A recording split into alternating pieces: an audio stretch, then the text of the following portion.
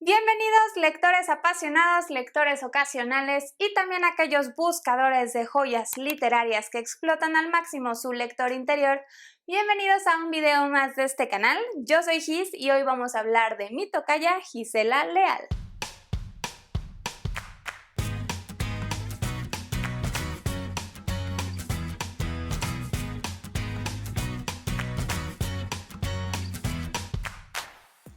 Lectores, muchas gracias una vez más por darse una vuelta por este canal. Y si es la primera vez que tú nos visitas, suscríbete, dale click a la campanita para que YouTube te avise cada vez que subimos nuevo video o nuevo contenido. También te recomiendo seguir las redes sociales del canal para que veas diariamente, aparte de fotos súper lindas, dinámicas para conocernos un poco mejor y cuáles son mis lecturas actuales. Pues a todos los lectores que nos ven desde diferentes países de habla hispana, les comparto que septiembre para los mexicanos es un mes muy importante porque celebramos el aniversario de nuestra independencia. Entonces comencé a partir del primer día del mes un reto que le llamé Reto Patrio porque me dedicaba a leer específicamente autores mexicanos a lo largo del mes. Y este es el primero del cual vamos a hablar. Ella es Gisela Leal, una autora regiomontana que se dedicó en su formación a estudiar mercadotecnia, algo que no tenía mucho que ver con los libros, pero poco a poco este tema la llamó. Se fue involucrando y así actualmente es la autora de 3 obras publicadas por editorial Alfaguara, que si bien este concepto de los clásicos de Alfaguara se convirtió en algo muy importante para ella porque fue la autora más joven en ser publicada bajo este formato con 24 años. Esta autora cuenta actualmente con 33 años de edad y ha explicado en múltiples ocasiones que se considera fanática de la forma de escritura del autor José Saramago. Esto nos da a entender que le gusta explorar y experimentar con diferentes formas de escritura y no le gusta que algo sea tan tradicional. Ella se ha caracterizado en las 3 novelas que tiene actualmente publicadas en romper la cuarta pared. Esto nos ayuda a integrarla de una manera directa en la gama de personajes que maneja en sus historias y de explorar temas fuera de lo que es su novela para poder aterrizar una idea central. Esta es una forma en la que ella nos comparte que le gusta escribir, que le gusta experimentar y muchas veces Gisela Leal aparece como personaje tal cual en sus historias. Y aunque actualmente la autora reside en Nueva York, ella no ha dejado de criticar en sus diferentes obras aquellos temas sociales y políticos que cree que afectan a nuestro país. De una forma constante, ella opina sobre ciertas tomas de decisión política y algunos temas de diferencia entre las clases sociales que también nos ayudan a entender cómo ha evolucionado este y otros temas a lo largo del tiempo. Hoy vamos a revisar 2 de sus obras que están aún vigentes en todas las librerías de nuestro país y una es El maravilloso y trágico arte de morir de amor y otra Oda a la soledad y a todo aquello que pudimos ser y no fuimos porque así somos. Nombres muy largos. Y en el año 2015, como dije, de la mano de Editorial Alfaguara, se lanza a la venta El maravilloso y trágico arte de morir de amor, que fue el primer libro con el cual yo tuve un contacto con la autora. Es de los pocos libros que les puedo expresar que no investigué nada a fondo antes de comprarlo. Yo vi el nombre de la autora, vi el título, vi la portada y me enamoré. De hecho, lo descubrí en redes sociales y fui corriendo a una librería a adquirirlo por allá del 2016, un año después de su publicación. Y no me arrepiento, pero sí creo que a partir de este ejemplo fue cuando dije, no, antes de comprar un libro tengo que investigar. Este libro narra la historia de Balbina y Nicolás, los 2 personajes principales de esta historia, en donde nos platican como un vínculo literario porque él es escritor y ella conoce a dicho escritor por su madre, empiezan a desarrollarse con un tema bastante misterioso. Al principio Balbina le dice que le va a contar una historia que está segura va a ser que él gane un premio Nobel de literatura, entonces que tiene que escucharla porque se va a morir pronto. La premisa es bastante atractiva y la realidad es que sí te envuelve, te sumerge completamente en la historia, pero a mitad del libro creo que empieza a modificarse y a volverse una historia secundaria. Entonces, sí es muy importante la premisa, sí te entretiene muchísimo, pero de ahí en adelante algo cambia. Esta historia se centra muchísimo en entender las conexiones entre los personajes y entre personas comunes y corrientes. Creo que el punto central es que en algún momento la autora intenta darle ese papel importante a cada uno de sus personajes, inclusive al narrador. Ella lo trae de ser un narrador omnisciente, que todo lo ve, todo lo escucha, te lo platica, a pasar a ser un personaje principal que vamos a explorar su psicología, sus inquietudes, sus motivaciones.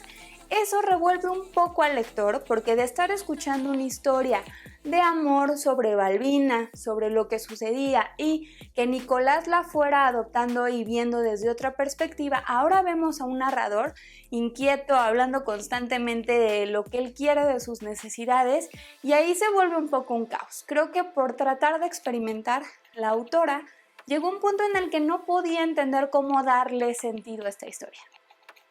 Sí quiero decir que yo me llevé una sensación muy rara cuando comencé a leer esta historia y cuando la terminé.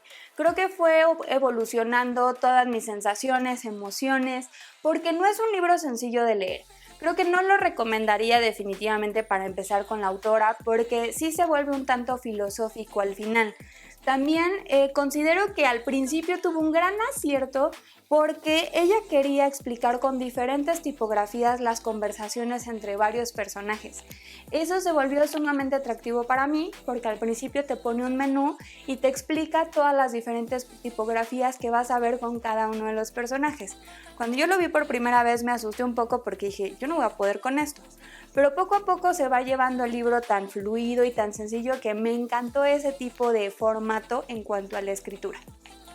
Pero a partir de la mitad, cuando ya se pierda la historia de Balbina y de Nicolás, creo que abusa muchísimo de la introspección de los personajes y también empieza a desarrollar historias que no van a concluir. Porque sí, es un hecho que esta autora se fija muchísimo más en el camino de sus personajes, en cómo van evolucionando y no cierra sus historias. Si estás esperando un final fuerte, esta historia no lo tiene. Y 2 años después de ese libro sale esta obra, Oda a la soledad y todo aquello que pudimos ser y no fuimos porque así somos. Sí, este título tan grande es una obra que la realidad es que aunque yo me quedé con un sabor un poco agridulce del libro anterior, sabía que los momentos lindos de esta historia del libro anterior los había disfrutado muchísimo y quería revivir eso. Sabía que tenía una complicación especial esta autora, pero quería darle una segunda oportunidad, quería arriesgarme y volver a sentir esas cosas tan lindas. Entonces, aparte se ajustaba perfecto a mi reto patrio, entonces lo compré, lo adquirí y me llevé una increíble y grata sorpresa. Este libro cuenta la historia de Emiliano Rivera del Pozo. Él es un chico que tiene más o menos 30 y tantos y empieza la historia con que él comete un acto de suicidio.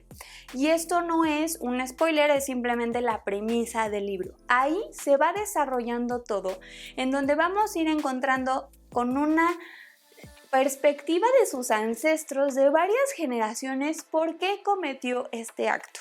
Entonces vamos a revisar varias generaciones de familiares, de dónde viene este sentimiento, cómo se generó y cómo aquello que nosotros pensamos que es un acto impulsivo puede estar alimentado o fomentado por un mundo de circunstancias. Entonces, sí, es una historia muy bien argumentada y muy bien estructurada. Esta historia se centra principalmente en aquellos vínculos que se van generando en una personalidad a través de la herencia o el comportamiento que se nos fue instruido por nuestros ancestros, ¿no? Por nuestros padres, por nuestros abuelos y cómo se fue generando esa personalidad. Que no es que alguien llegó y te dijo, tú vas a ser así, no, sino que gracias a lo que pasó con tus tatarabuelos, algún comportamiento se fue heredando o se fue manejando hacia tus padres y entonces te lo transmitieron. Este tipo de cosas para mí siempre ha sido muy interesante, el ver la psicología de una persona no en sí misma, sino en lo que lo rodea. Además de esto, la autora, con una gran estructura e ironía, logra empatar y unir situaciones políticas, sociales y nacionalistas, que realmente vuelven esta novela muy atractiva si quieres entender a la sociedad mexicana, si quieres entender la mente de una persona. Creo que es un gran acierto y yo, la verdad, la disfruté muchísimo.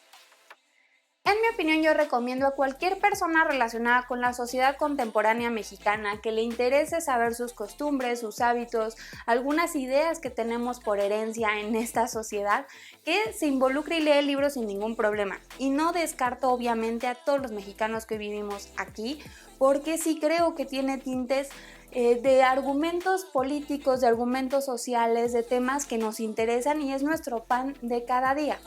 Adicional, existe gran número de personajes en esta historia.